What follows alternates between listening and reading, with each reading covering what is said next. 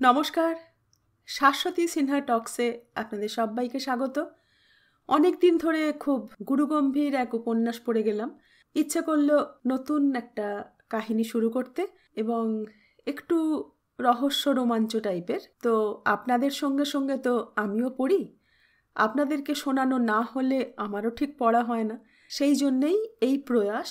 সেই প্রয়াসেই এবার শুরু করছি বিখ্যাত লেখক মনোজ সেনের এবং কালরাত্রি। এবং কালরাত্রির প্রথম অধ্যায়ের নাম অখিল বাবুর মৃত্যু রহস্য। শুরু করি।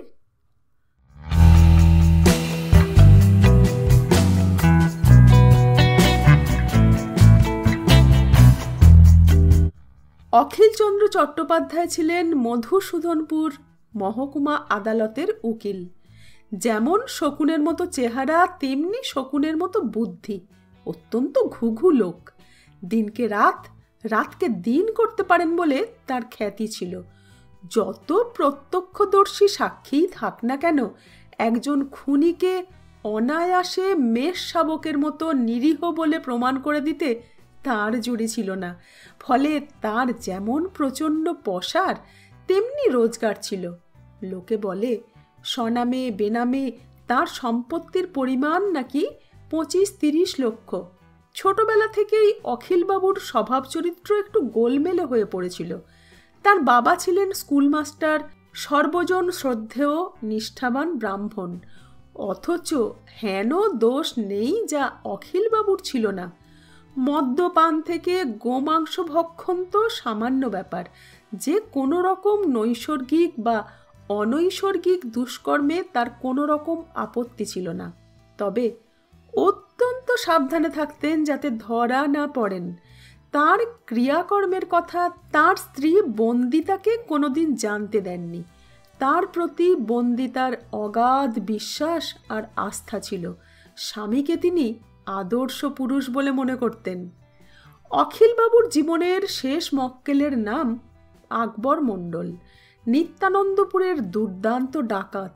হেন খারাপ কাজ নেই যা সে করেনি। তার ভয়ে আশেপাশে 5টা গ্রাম তটস্থ হয়ে থাকত। তারই গ্রামের রাবেয়া খাতুনকে তার স্বামী এনায়েতের সামনে ধর্ষণ করে তাকে গলা টিপে খুন করেছিল সে। এনায়েত আর সহ্য করতে না পেরে থানায় গিয়ে এজাহার দিয়েছিল। সেই অপরাধে তাকেও খুন করেছিল আকবর। পুলিশ দেখল যে ব্যাপারটা বেশি রকমের বাড়াবাড়ি হয়ে গেছে, আকবর তাদের আয়ত্তের বাইরে চলে যাচ্ছে। তারা আকবরকে অ্যারেস্ট করে 302 ধারায় মামলা দায়ের করে দিল। আকবরের আত্মীয়রা অখিলবাবুকে সেই মামলা চালানোর ভার দিল। অখিলবাবুর কাছে এটা নিতান্তই সামান্য ব্যাপার। রাবেয়াকে ধর্ষণের একমাত্র সাক্ষী ছিল এনায়েত, সে আর নেই। কাজেই সেই অপরাধ যে কে করেছিল সেটা নিঃসন্দেহে প্রমাণ করা অসম্ভব। এও বোঝা যাচ্ছে এনায়েতের যে কোনো কারণেই হোক ধারণা হয়েছিল যে আকবরই সেই কাণ্ডটি করেছে। অতএব সে থানায় এজাহার দিয়ে ফেরার সময় আকবরকে দেখতে পেয়ে তাকে আক্রমণ করেছিল। তখন আত্মরক্ষা করতে গিয়ে অনিচ্ছা সত্ত্বেও আকবর তাকে খুন করে ফেলে। এই যুক্তির ওপরে তার খালাস হয়ে যাবারই কথা। এ পর্যন্ত ঠিকই ছিল, কিন্তু গোলমাল বাঁধালো নিত্যানন্দপুরের লোকেরা। তাদের যে আকবরের ওপরে এতটা রাগ জমেছিল, আর সেই রাগে যে তারা একযোগে আকবরের বিরুদ্ধে সাক্ষী দিতে এগিয়ে আসবে, সেটা অখিলবাবু বুঝতে পারেননি। সরকার পক্ষের সাক্ষী এনায়েতের প্রতিবেশিনী আনোয়ারা খাতুন। সে স্বামী পরিত্যক্তা, রাবেয়ার পাশের বাড়িতে একা থাকে। ঘটনার রাত্রে ভয়ে ঘর থেকে বের হয়নি বটে, কিন্তু সে যা শুনেছিল তা আকবরের অপরাধের যথেষ্ট প্রমাণ। তাকে কাঁদিয়ে ছাড়লেন অখিলবাবু। প্রমাণ করে দিলেন যে সে একটি সন্দেহজনক নষ্ট চরিত্রের স্ত্রীলোক, যার একটি কথাও বিশ্বাসযোগ্য নয়। তবু সে যে সত্যি কথা বলছে এটা বুঝতে শ্রোতাদের কোনো অসুবিধে হলো না।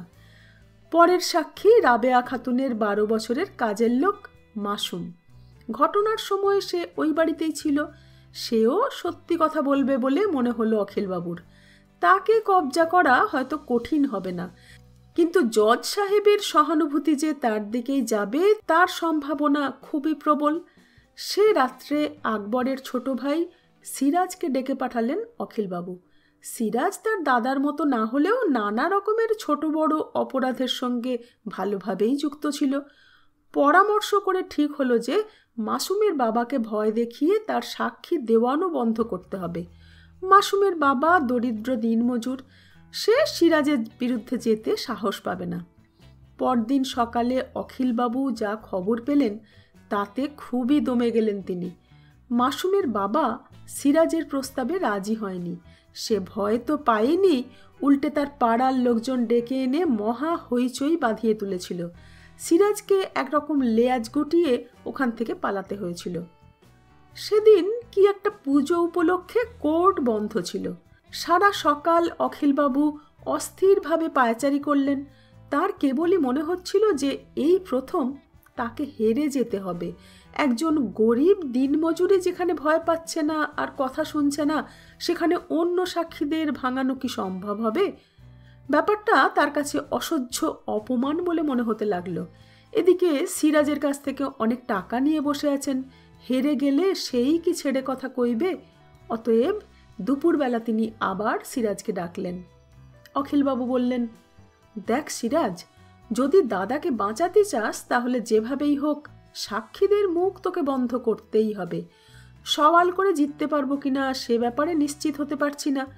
জজ সাহেবটা অতি বাজে লোক, ঘুষ খায় না, মেয়ে ছেলের দোষ নেই, মদ পর্যন্ত খায় না, তার উপরে প্রচণ্ড বদরাগী, এক্কেবারে যাচ্ছে তাই। ওকে হাত করা যাবে না। কাজেই টাকা দিয়ে হোক, ভয় দেখিয়ে হোক, যেভাবে হোক এই কাজটা তোকে করতেই হবে। দরকার পড়লে দু একজনকে হাফিস করে দিবি। সিরাজ একগাদা পান খাওয়া এবড়ো খেবড়ো দাঁত বের করে হাসল, বলল, ঠিক আছে চ্যাটার্জি বাবু, সেই ব্যবস্থাই করছি। আজ রাতের মধ্যেই ওই পাকটি অর্থাৎ বেশ্যা আনোয়ারাটাকে ফাঁড়িয়ে দিচ্ছি, মানে মেরে ফেলছি। আর মাসুমকে এমন ভস্কাবো, মেরে মুখ ফাটিয়ে দেব যে ওর বাপও ওকে চিনতে পারবে না। আমার সঙ্গে টক্কর দেবার মজা টের পাবে। তখন দেখবেন আর কেউ সাহস দেখাতে এগিয়ে আসবে না। কেন কি এমন কেউ আছে যে শালা জানের পরোয়া করে না? সব শালারা সুর সুর করে গর্তের ভেতরে গিয়ে যদি না ঢুকেছে তো কি বললুম আপনাকে। সিরাজ চলে যাবার পরেও স্বস্তি পেলেন না অখিলবাবু। ভেবে ভেবে ভেবে ভেবে তার মাথা গরম হয়ে উঠল। সন্ধেবেলা বন্দিতাকে বললেন, একটু ঘুরে আসছি, কয়েকজন লোকের সঙ্গে দেখা করা দরকার বলে গাড়ি নিয়ে বেরিয়ে চলে গেলেন শহরের অন্য প্রান্তে কাঠগোলা বাজারের বেশ্যাপল্লীতে তার রক্ষিতা কাকলি বিশ্বাসের বাড়িতে। শরীর ও মন দুটোকেই একটু শান্ত করা দরকার। রাত 8টা নাগাদ সেলফোনে খবর পেলেন যে আনোয়ারা খুন হয়েছে। এইবার খানিকটা নিশ্চিন্ত হলেন অখিলবাবু। সিরাজ তাহলে কথা রেখেছে। কাকলি অনেকক্ষণ ধরেই তার গোমরা মুখ নিয়ে ঘ্যান ঘ্যান করছিল। এতক্ষণে সেই মুখে হাসি ফুটল। ভাবলেন ঘণ্টাখানেক ফুর্তি করে উঠে পড়বেন। একটু বাদে এমন একটা অপ্রত্যাশিত ঘটনা ঘটল যার জন্য অখিলবাবু একেবারেই প্রস্তুত ছিল না। হঠাৎ দরজায় প্রবল কড়া নাড়ার শব্দ হলো, তারপরে দুমদাম লাথি। দরজা ভেঙে যায় আর কি। অখিলবাবুর মনে হলো নির্ঘাত পুলিশ এসেছে। তিনি লাফ দিয়ে উঠে জামা প্যান্ট পরতে শুরু করে দিলেন। কাকলি কোনো রকমে শাড়িটা গায়ে জড়িয়ে যেন সদ্য ঘুম থেকে উঠেছে এই রকম একটা ভাব করে দরজাটা খুলে দিল। সঙ্গে সঙ্গে ময়লা জামা কাপড় পরা গুন্ডা মতন একটা লোক হুড়মুড় করে ভেতরে ঢুকেই তার গলা টিপে ধরল। হুঙ্কার দিয়ে বলল, হারামজাদি, ভেবেছিলি তোকে খুঁজে পাবো না তাই না? উকিলের সঙ্গে আসনাই করে বেঁচে যাবি ভেবেছিস? কাকলি খাবি খেতে খেতে বলল, তুমি তুমি ঠিকানা পেলে কি করে? একটা বোরখা পরা মুসলমান মেয়ে দিয়েছে, আর কোন সময় তোদের একসঙ্গে পাওয়া যাবে তাও বলেছে। এখন আগে তোকে মারবো, তারপর শালা ওই উকিলের পেট ফাটাবো। শুনেই অখিলবাবু জামাটা প্যান্টের ভেতর গুঁজতে গুঁজতে এক লাফে দরজা পেরিয়ে ছুট লাগালেন। জুতোটা পর্যন্ত পরবার সময় পেলেন না। গোলমাল শুনে তখন একদল লোক সিঁড়ি দিয়ে ওপরে উঠে আসছিল। তাদের ধাক্কা মেরে ঠেলে কোনো রকমে নিচে নেমে রাস্তায় এসে পড়লেন। গাড়ির দরজা খুলতে গিয়ে দেখেন যে তাড়াহুড়োয় মানিব্যাগ, হাতঘড়ি, ফোন আর গাড়ির চাবি কাকলির ঘরে ফেলে এসেছেন। তখন আর সেখানে ফিরে যাবার প্রশ্নই ওঠে না। যত শিগগির সম্ভব পালাতে হবে।